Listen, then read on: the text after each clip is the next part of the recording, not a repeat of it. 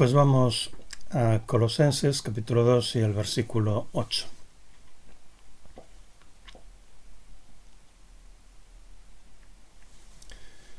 Dice allí Pablo, Colosenses 2:8, mirad que no haya quien os esclavice. Uno se pregunta, ¿cómo? Pues por medio de, y nos da 5 medios por los que podemos ser esclavizados.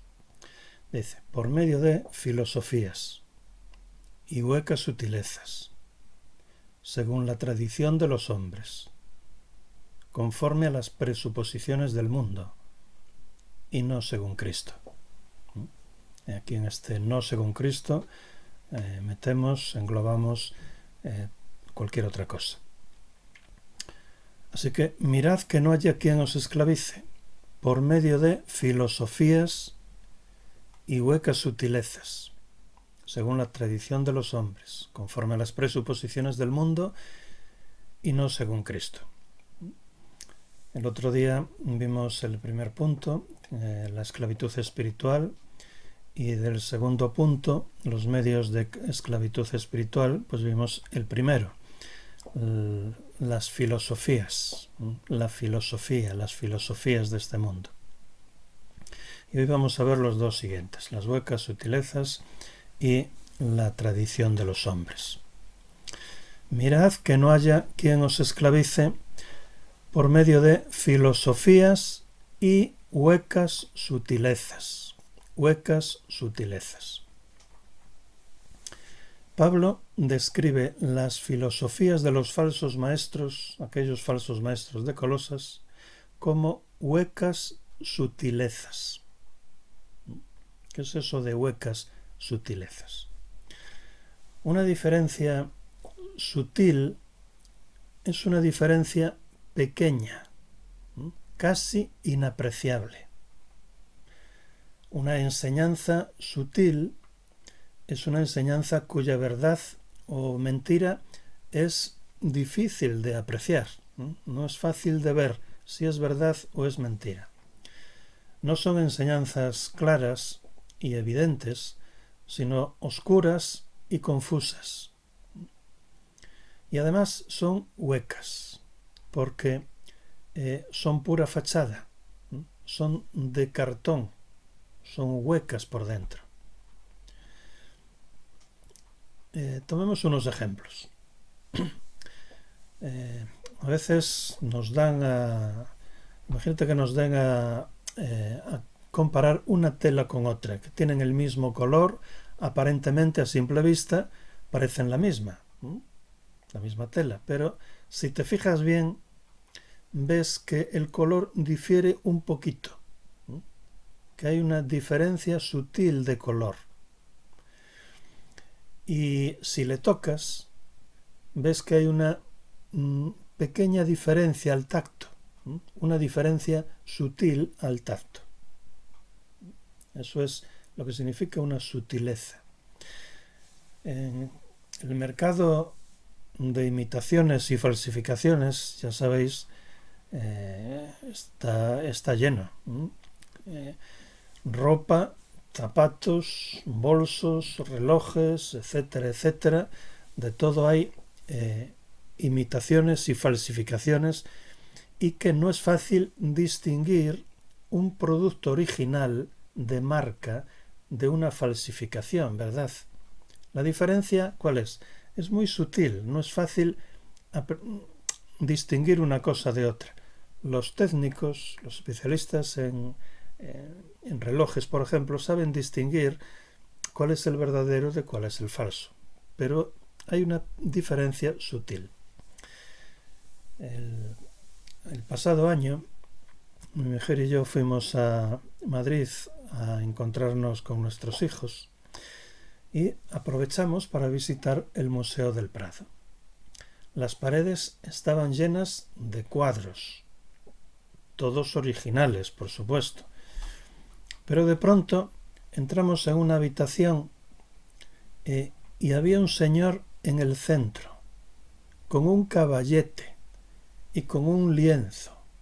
Estaba pintando un cuadro que estaba en la pared. Él estaba haciendo una copia del cuadro. Por supuesto, de manera legal, porque nunca iba a hacerse pasar ese cuadro que estaba copiando por el original. Seguramente era un buen pintor, y cuando acabara, seguramente yo no sabría distinguir cuál era el original de la copia.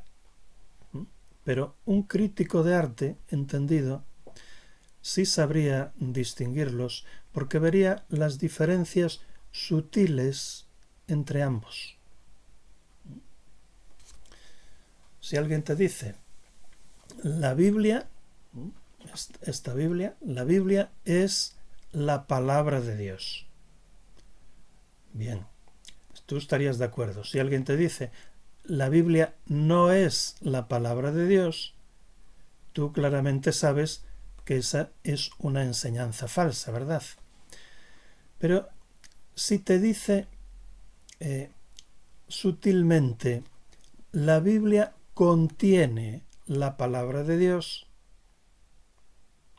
ya tienes que pensar. Y a lo mejor te equivocas. ¿Es verdad o es mentira que la Biblia contiene la palabra de Dios? La neortodoxia de Karl Barth enseña que la Biblia contiene la palabra de Dios. Pero es mentira, porque la Biblia no solo contiene la palabra de Dios, toda ella es la palabra de Dios. No solo contiene unas partes que son palabra de Dios, sino que toda la Biblia es la palabra de Dios.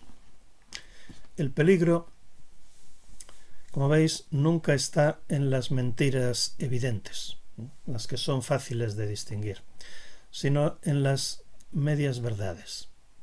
Ahí es donde realmente está el peligro. Las filosofías de los falsos maestros de Colosas eran sutiles, porque empleaban palabras sofisticadas y enseñaban doctrinas esotéricas y ocultas, solo en teoría alcanzables por un selecto grupo de iluminados y privilegiados. Pero en realidad, esas enseñanzas de los falsos maestros eran falsas. No llevaban a ninguna parte, no llevaban a la libertad del Evangelio Salvador, sino a la esclavitud de una secta. A eso sí que llevaban.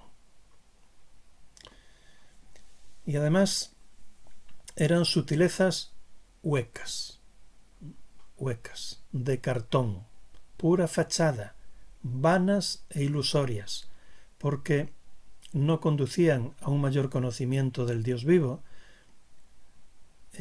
ni a una espiritualidad auténtica, ni a la salvación de los hombres, sino que solo conducían a la esclavitud de una secta. Como nos va a decir Pablo próximamente en el versículo 23, dice, tales cosas tienen en verdad cierta reputación.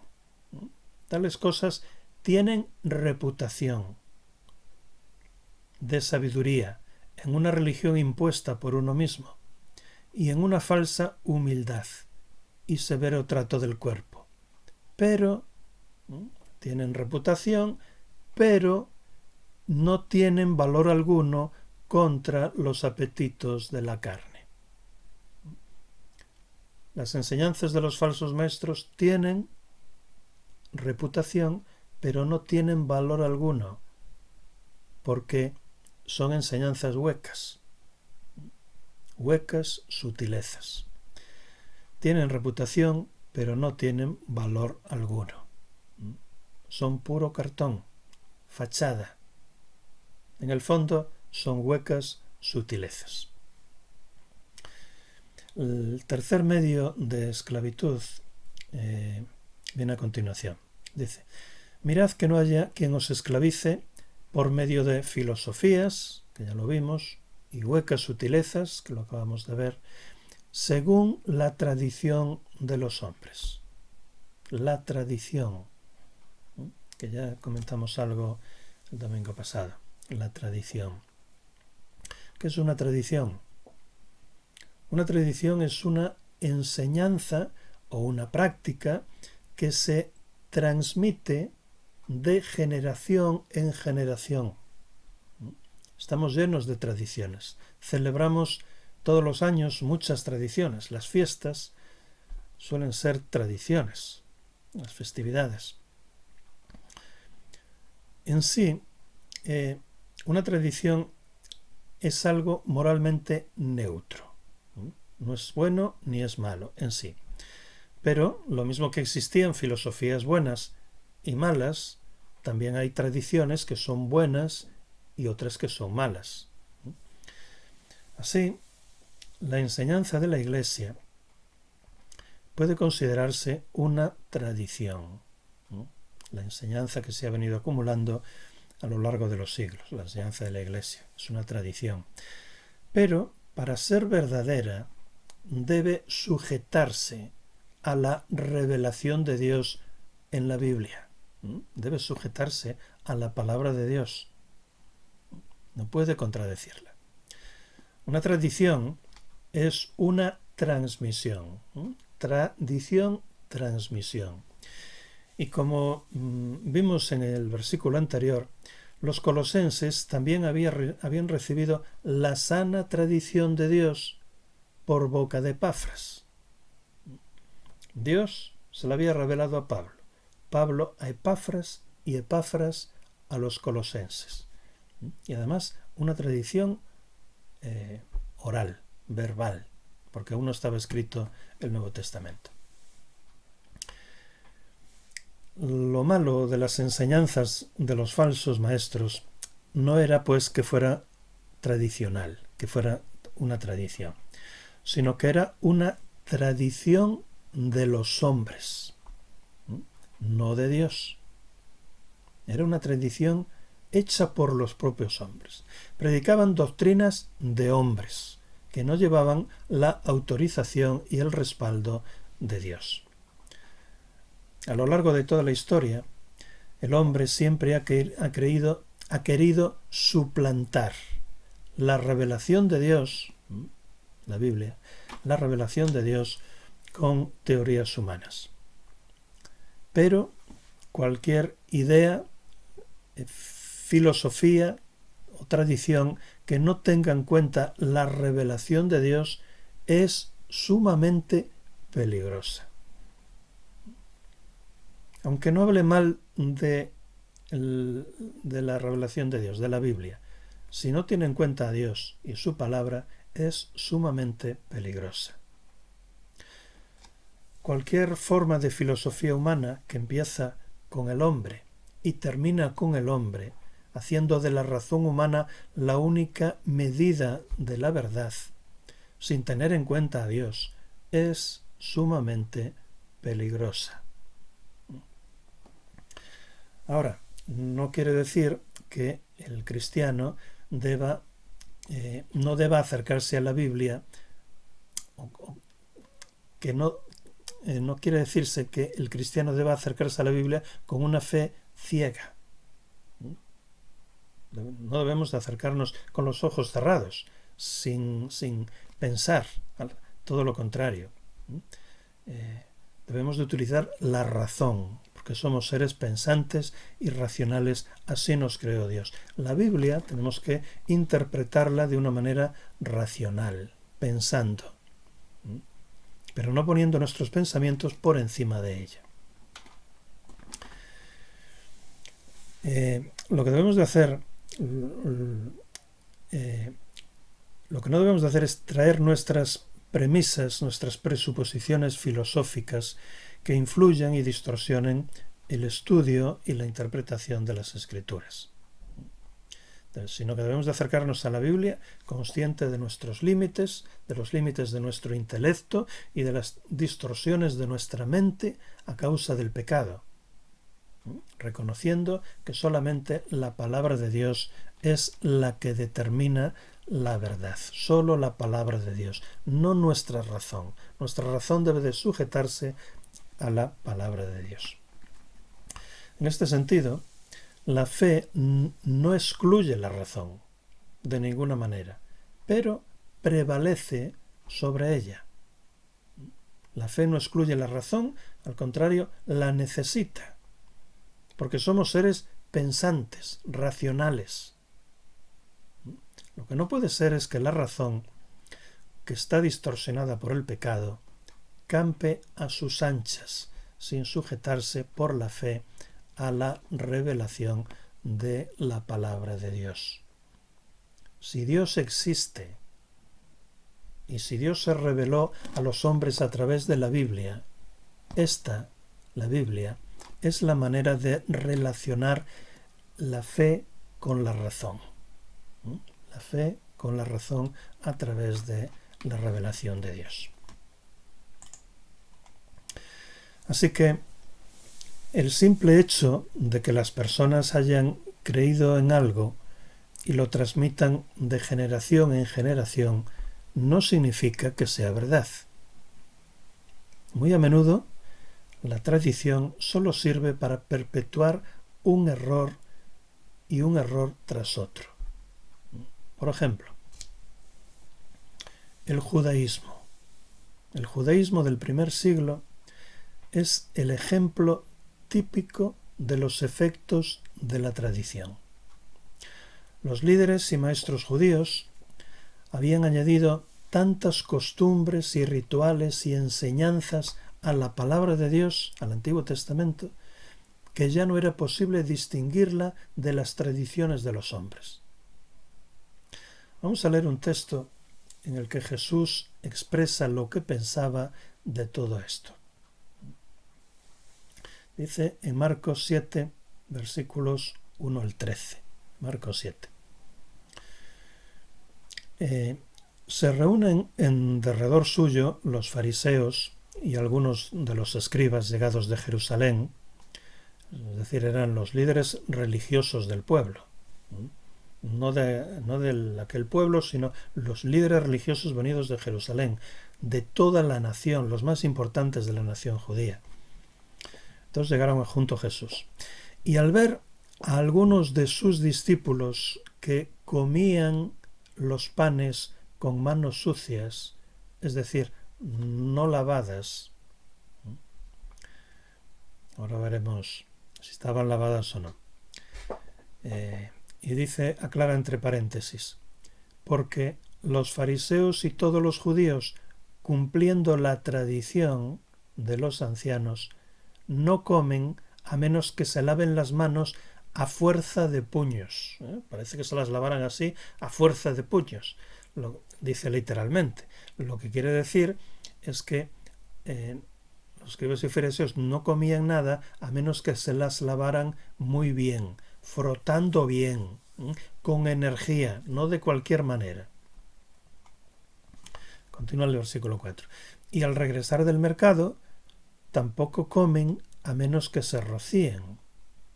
Y hay muchas otras cosas que han recibido por tradición para observarlas. 2 puntos. Pone algunos ejemplos. Abluciones. Una ablución es un lavado ritual. Si os dais cuenta cómo hace el sacerdote la misa, por ejemplo, después de coger la hostia con los dedos y comerla y tal, luego se lava los dedos con un poco de agua. Eso es una ablución. Entonces hay muchas otras cosas que han recibido por tradición para observarlas. Abluciones de copas, de jarros y de utensilios de bronce. Se cierra el paréntesis. Versículo 5. Le preguntaban los escribas y fariseos, ¿por qué tus discípulos no andan conforme a la tradición de los ancianos? Eso le preguntan los sabios de Jerusalén al Señor Jesús. ¿por qué tus discípulos no andan conforme a la tradición de los ancianos, a las enseñanzas de los ancianos? Se refiere a los escribas, a los fariseos, a los sabios del pueblo que fueron acumulando a lo largo de los años. Sino que comen pan con manos inmundas. Los discípulos no es que tuvieran las manos sucias, sino que estaban inmundas. Estamos hablando de lavar las manos no porque estén sucias, sino de un lavamiento ritual y religioso antes de comer. Bien, ellos hicieron la pregunta y entonces el Señor les contesta y les dice: bien profetizó Isaías acerca de vosotros, los hipócritas. Ya comienza llamándolos a aquellos sabios de Jerusalén hipócritas. No se anda con palabras sutiles el Señor. Les llama directamente hipócritas. Como está escrito, este pueblo, y ahora cita Isaías, este pueblo me honra con los labios, pero su corazón está lejos de mí. Y en vano me reverencian, enseñando como doctrinas de Dios, mandamientos de hombres. Les dice que estaban enseñando como doctrinas de Dios lo que eran meros mandamientos de hombres, huecos. Versículo 8, continúa. Haciendo caso omiso del mandamiento de Dios, del mandamiento del Antiguo Testamento, haciendo caso omiso del mandamiento de Dios, os aferráis a la tradición de los hombres. Y también les decía, cuán fácilmente anuláis el mandamiento de Dios para establecer vuestra tradición. Y les pone un ejemplo de lo absurdo a lo que habían llegado. Porque Moisés dijo, honra a tu padre y a tu madre, y el que maldice a padre o madre muera irremisiblemente. Es decir, está diciendo, lo entendimos perfectamente, que hay que amar, que hay que respetar, que hay que honrar a los padres. Lo cual, por supuesto, significa que si están pasando necesidades nuestros padres, hay que ayudarlos económicamente. No solo darles ánimo. Si están pasando necesidades físicas, económicas, que no tienen para comer, que no tienen para vestirse, hay que ayudarlos económicamente también. Bien. Y el Señor les dice, pero vosotros decís, si un hombre dice al padre o a la madre, cualquier cosa con que pudieras beneficiarte de mí es corbán, es decir, una ofrenda, y ya no lo dejáis hacer nada por el padre o por la madre, la idea es decir, es corbán, es decir, es una ofrenda. Está consagrado a Dios y no te lo puedo dar aunque lo necesites, le diría el escriba o el fariseo a su padre y a su madre. Dice el hijo, yo soy rico, pero todo lo tengo consagrado a Dios y no te lo puedo dar, papá. Aunque bien veo que estás pasando necesidades, no te lo puedo dar porque lo he consagrado a Dios. Eso era una de sus enseñanzas a la que habían llegado. Y el Señor les dice, en el versículo 13, invalidando la palabra de Dios con vuestra tradición que transmitisteis. Y hacéis muchas cosas semejantes a estas. Fijaos cómo era la tradición de los judíos que había llegado al absurdo y que cubrían la palabra de Dios de tal manera que ya casi no podían ni verla. Otro ejemplo, los gentiles, nosotros, por su parte, los gentiles también tenían su tradición. Pedro utilizó la misma palabra griega, tradición, en otro contexto al escribir a los gentiles en 1 de Pedro 1:18. Les dice allí: fuisteis rescatados de vuestra vana manera de vivir que vuestros padres os legaron. Ahí está la palabra tradición. Que vuestros padres os legaron. Los gentiles, nosotros, fuimos rescatados de nuestra vana manera de vivir en la que nuestros padres nos enseñaron, que nuestros padres nos legaron. Como dice la Reina Valera del 60, que recibisteis de vuestros padres. Todas las culturas tienen sus tradiciones. No solo los judíos, no solo los gentiles, en el caso de Pedro. Los payos tienen sus tradiciones y los gitanos tenemos las tradiciones también. Lo que tenemos que ver es si son buenas o son malas esas tradiciones. Si están de acuerdo a la palabra de Dios o si no lo están. Las culturas son cosas de este mundo y el cristiano, que es un ciudadano del cielo, debe verlas desde arriba, desde la perspectiva de Dios, como Dios las ve, desde la revelación que nos dio en su palabra.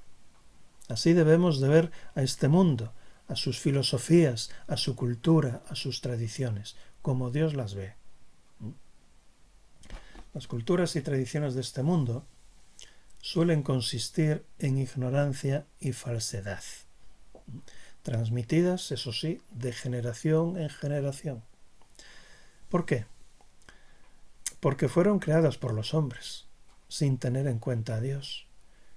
Por eso suelen contradecir a la palabra de Dios y muchas veces de una manera sutil, sin que nos demos cuenta.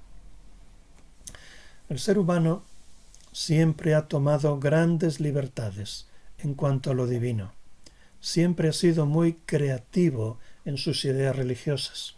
Siempre ha tenido una mente calenturienta, con una imaginación desbordante, y siempre ha tendido a divagar atrevidamente acerca de Dios y del más allá.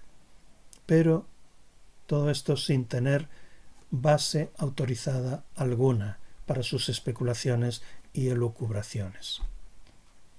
En realidad, hermanos, ¿quién es el único que puede hablar con conocimiento de causa, autorizadamente, acerca de Dios y del más allá? ¿Quién es? ¿Quién es el único? Pues es Dios mismo. Y la única manera de recibir ese conocimiento es por medio de la revelación que Dios mismo nos dejó en la Biblia. Y fijaos que no estoy hablando solo del mundo.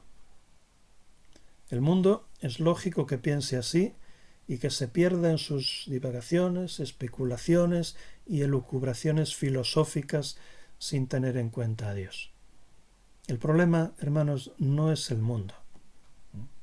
El problema es que esto mismo suceda dentro de la Iglesia. Los falsos maestros de Colosas, ¿dónde estaban? ¿Dónde estaban? No estaban en las plazas del pueblo. Estaban en la Iglesia. Predicaban desde el púlpito de la Iglesia. Y hoy sucede lo mismo. Realmente siempre ha sucedido así a lo largo de toda la historia de la Iglesia. Por tanto, hermanos, debemos de tener muy en cuenta esta exhortación y advertencia que Pablo nos hace aquí en Colosenses. Mirad, nos dice, mirad, estad atentos, que no haya quien os esclavice, por medio de filosofías y huecas sutilezas, según la tradición de los hombres, conforme a las presuposiciones de este mundo, y no según Cristo.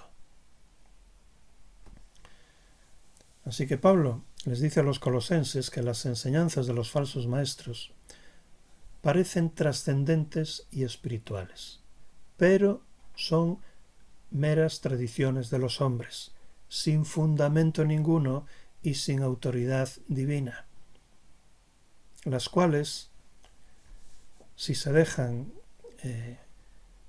enredar por ellas, solo les llevarán a la esclavitud espiritual de una secta. Volviendo a las causas de la corrupción del sistema católico romano, que comenzamos a mencionar el otro día, habíamos dicho que la primera causa fue la influencia de la filosofía aristotélica en la teología escolástica de Tomás de Aquino, siglo XIII. Otra de las causas es la tradición de la Iglesia, de la que estamos hablando. Es decir, el conjunto de enseñanzas que la Iglesia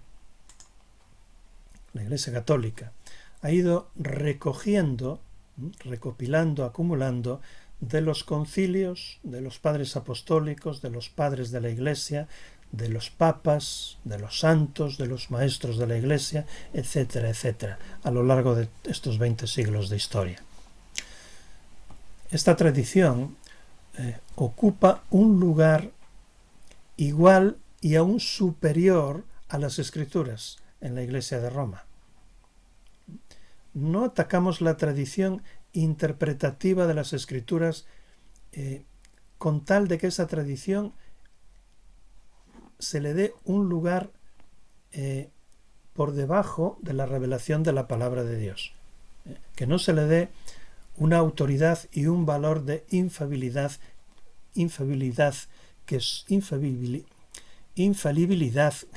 que solo la palabra de Dios posee. Pero, ¿qué decir de tantas tradiciones elevadas a categoría de dogmas sin base alguna en la palabra de Dios con la que se ha llenado la Iglesia de Roma, que son contrarias a la palabra de Dios? La Iglesia católica romana ha caído en el mismo mal que había caído los judíos, la religión judía, lo cual el propio Señor Jesucristo condenó claramente en Marcos 7, versículos 1 al 13, como hemos visto. Terminaba ese pasaje, el versículo 13, diciendo: invalidando la palabra de Dios con vuestra tradición que transmitisteis. Pues eso mismo está haciendo la Iglesia católica romana, invalidando la palabra de Dios con su tradición. Así que las causas de la corrupción del sistema católico romano son la influencia de la filosofía aristotélica en la teología escolástica de Tomás de Aquino, como vimos el otro día, la tradición de la Iglesia, a la que se le da un estatus similar, sino superior a la palabra de Dios, y finalmente el ritualismo legalista de sus múltiples fórmulas y ritos sacramentales, y los múltiples preceptos adobados con una minuciosa casuística que se dan en la Iglesia de Roma. Los protestantes, en general, también tenemos mucho que callar y mucho que examinarnos a nosotros mismos. Nadie está exento. Ya veis, aún la Iglesia de Colosas, aún a ella Pablo tiene que decirles: mirad que no haya quien os esclavice, colosenses. ¿Cómo? Por medio de filosofías y huecas sutilezas, según la tradición de los hombres, conforme a las presuposiciones del mundo, y no según Cristo. Amén.